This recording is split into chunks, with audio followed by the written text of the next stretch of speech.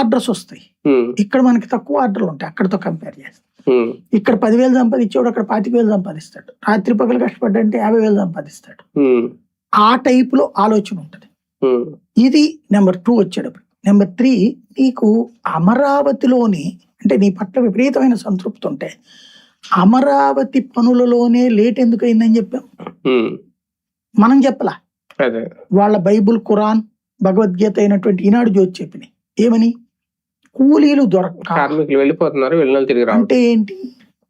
నీకు ఇక్కడ వాళ్ళు సంతృప్తిగా ఉన్నట్ట? ఎందుకు రావట్లేదు మన వాళ్ళు అనంతపురం, రాయలసీమ వాళ్ళందరూ అటు వెళ్ళారు కదా, ఉత్తరాంధ్రులు ఒరిస్సాకి పోయారు కదా, లేదా హైదరాబాద్ పోతున్నారు కదా.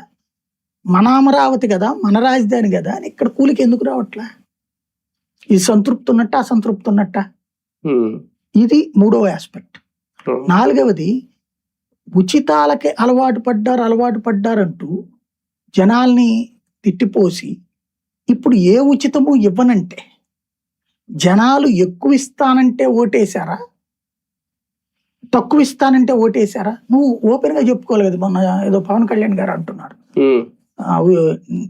మీరు ఒకసారి గుర్తు తెచ్చుకుంటే మన డిబేట్ లో చాలా సార్లు ప్రస్తావించాను, జగన్ ఉన్నప్పుడు రోడ్లే లేదు అదంటే ఎట్టేస్తారు. ఒక్క ఏడాది పాటు ఆపితే సంక్షేమం చేసేయచ్చు, రోడ్లన్నీ వేసేయచ్చు.